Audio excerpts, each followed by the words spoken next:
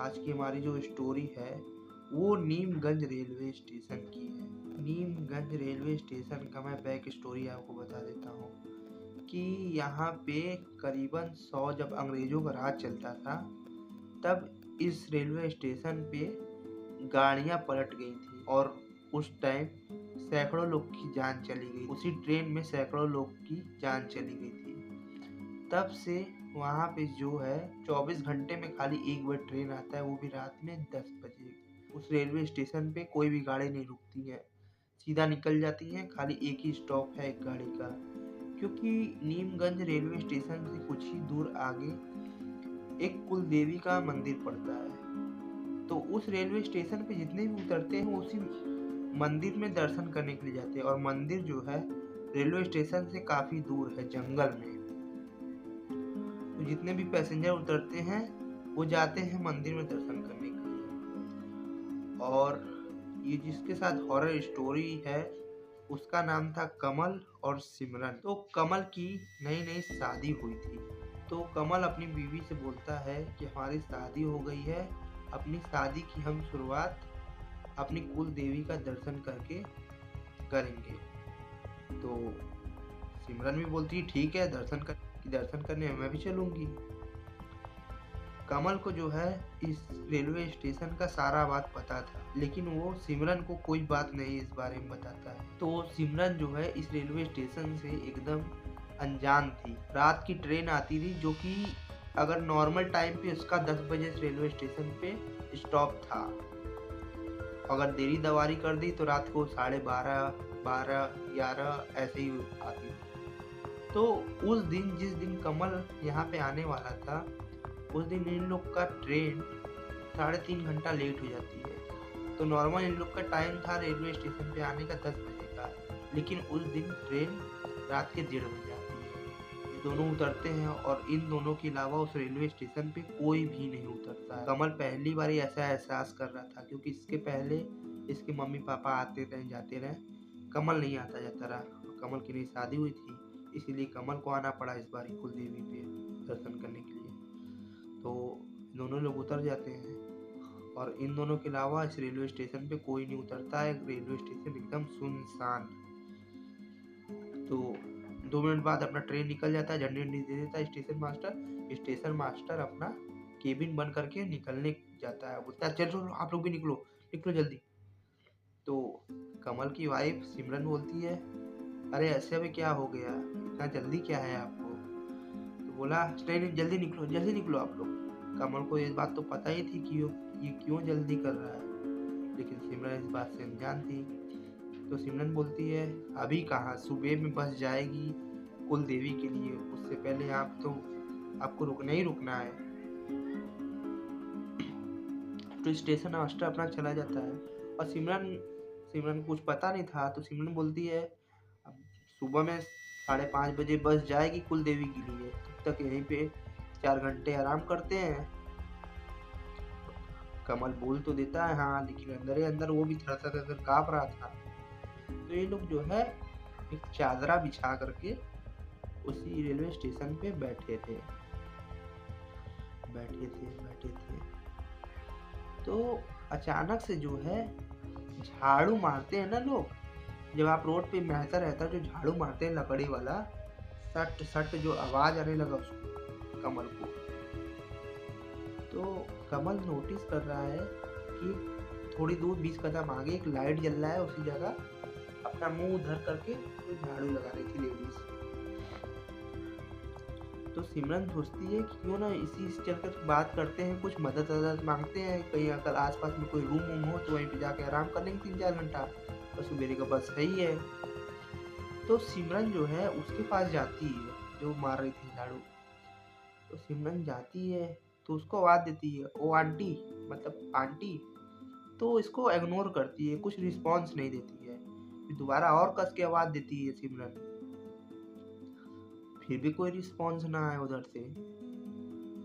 तीसरी बारी में सिमरन उनके कंधा पे हाथ रखती है और अपने तरफ मतलब घुमा देती है। जब वो घुमाती है तो उसका चेहरा देखती है तो उसका जो है हालत एकदम खराब हो जाता है 1 मिनट के लिए। उसके जो है चेहरे में जो हम लोग मांस है उसका पूरा मांस गायब था, कंकाल था, मांस एकदम गायब था और यहाँ से जो है खून टपक रहा था, गाढ़ा एकदम पस वाला खून होता है ना, तो खून टपके जा रहा था, टपके जा रहा था।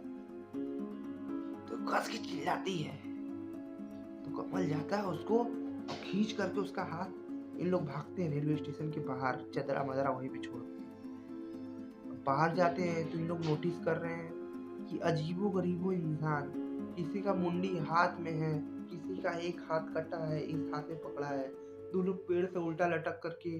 तो इन लोग को लग गया अंदाज, इन लोग को समझ में नहीं आ रहा था क्या करें। इन लोग जो है भागे जा रहे हैं, सीधे वाले रास्ते से भागे जा रहे हैं। कुछ देरी जब आगे गए तो इन लोगों को जो है एक झोपड़ी दिखता है, तो झोपड़ी में लाइट जल रहा था। तो कमल बोलता है सिमरन से, चलो यहीं पे मदद मांगते हैं, रात यहीं पे गुजारने की कोशिश करते हैं। तो कमल बोलता है सिमरन से कि यहाँ पे एक झोपड़ी है, चलो यहीं पे बात कर लेते हैं, देखो जैसा होगा, अगर रहने के लिए बोल देंगे तो यहीं पे रह लेंगे 3-4 घंटा, गुजरी का बस सही है। तो ये लोग झोपड़ी को जो है खटखटाए जा रहे थे। तो फिर एक दादी अम्मा जो है झोपड़ी का वो गेट खोलती है। तो सिमरन जो है, जानते बुढ़ौती में चेहरे पे झुर्री आ जाता है, तो सिमरन को जो है अजीबो गरीब उनका चेहरा लग रहा था। लेकिन वक्त जो है हर चीज बदल देता है, आज चेहरा ऐसा है, कल बदल के वही कर देगा।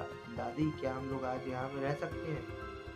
हम लोग जा रहे थे ऐसे ऐसे मंदिर दर्शन करने, सुबह 5 बजे का बस है। तो दादी बोलती हैं हाँ बेटा आ जाओ आप अंदर। तो सिमरन और कमल दोनों अंदर चले जाते हैं। तो अंदर जाने के बाद एक बिस्तर लगा करके एक आदमी सोए थे, बूढ़े टाइप में थे, वो उन्हीं के पति थे। बोलते हैं और बेटा दर्शन करने जा रहे हो? तो इन लोग बोलते हैं उससे, इन लोग पूछते हैं अरे बाबा तुम्हें कैसे पता? अरे बेटा बूढ़ा हुआ हूँ, बहरा नहीं, मेरी बाहर तुम लोग बात कर रहे थे ना तो मैंने सुना। वो दादी इन लोगों को खाना ना देती हैं, जाती हैं अंदर 2 मिनट में रसोई में, इन लोग के लिए खाना लेके आती हैं गर्मा गर्म एकदम। इन लोग चौंक जाते रहे कि दादी अरे इतना जल्दी कैसे बन गया खाना का। तो दादी बताती हैं कि अक्सर आपके तरह लोग भटक के इस घर में आ जाते हैं और हम लोग जो है मदद करते हैं, नहीं कोई पैसे लेते हैं, और मदद जो बनता है हम लोगों से करते हैं, और रात में अब घर पे रुक भी लेते हैं। तो इन लोग खाना ना खाएं, खाना खाकर बिस्तर दादी देती हैं, तो इन लोग लेट जाते हैं। कुछ देरी जब बीतता है तो कमल को जो है, कमल का अचानक से आँख खुलता है। तो वो ये नोटिस करता है किसी खोपड़ी के पास से पैर की तरफ कोई जा रहा है, पैर से खोपड़ी की तरफ आ रहा है, यही लगातार चल रहा है। तो कमल दिखता है तो वही दादी। तो बोला अरे दादी, अरे आपको नींद नहीं आ रही है? तो दादी बोलती हैं अरे बेटा मैं तो कई सालों से नहीं सोई रही हूँ, कि बेटा एक मैं बात कहूँ? तो कमल बोलता है कहिए। तो बोलती है दादी कि बेटा तुम जा रहे हो कुल देवी, मेरे प्रसाद ले आना, मैं काफी वर्षों से मंदिर नहीं गई हूँ, तुम आना तो प्रसाद ले आना। तो कमल बोलता है ठीक है। तो जो है फिर कमल की जो है आंख लग जाती है, और जब इन लोगों का आंख सुबह खुलता है तो ये लोग नोटिस करते हैं कि इन लोग घर पे नहीं, किसी पेड़ के नीचे चबूतरा होता है ना, तो वैसे इन लोग इमेजिन करते कि हम लोग वहां पे हैं। तो इन लोग का जो है हालत एकदम खराब होता है कि रात में घर था, 2 दादी दादा थे, सब गायब, और हम लोग पेड़ के नीचे हैं, पूरा घर ही गायब। तो इतने में लोग सामने देखते हैं वही बस जो जाता है मंदिर, वही बस सामने था। तो ये लोग जाते हैं, फटाफट अपना टिकट लेते हैं, अपने बस पे बैठ जाते हैं। 3 सीटर बस था।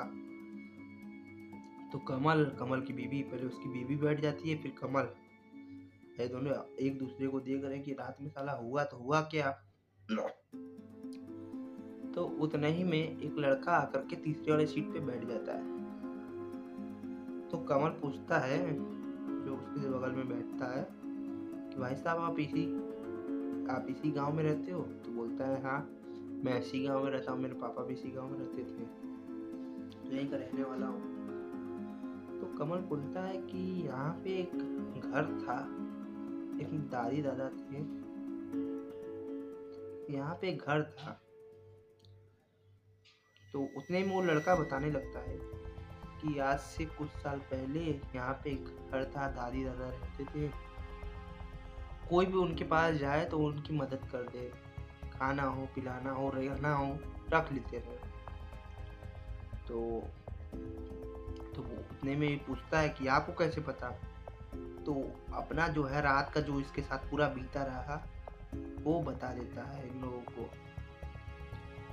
तो जो उसके बगल में बैठा रहा कमल के, वो बोलता है इन लोगों से कि आप लोग बहुत ही भाग्यशाली हो कि आज भी ऐसे ऐसे आत्मा है जो मतलब मदद कर देती है। और दादी अम्मा ने बोला था प्रसाद लाने को, तो आप प्रसाद ला करके यहाँ पे रख देना। तो वैसे ही जाता है कमल, जाता है मंदिर में, दर्शन करते हैं और अम्मा के लिए प्रसाद ले लेता है और अम्मा के लिए मन्नत बोल देता है, जो भी बोली थी ला के रख देता है। और इन लोग अपने शहर चले जाते हैं, अपने घर चले जाते हैं। घर चले जाते हैं तो रात में इनको सपना एक आता है। सपने में इन लोगों को ये दिखता है कि अम्मा बोलती हैं जो उनको मिली थी उस घर में कि बेटा तुम्हारा प्रसाद हमें मिल गया। यही एक छोटी सी स्टोरी है, मिलते हैं अपने नेक्स्ट वीडियो में।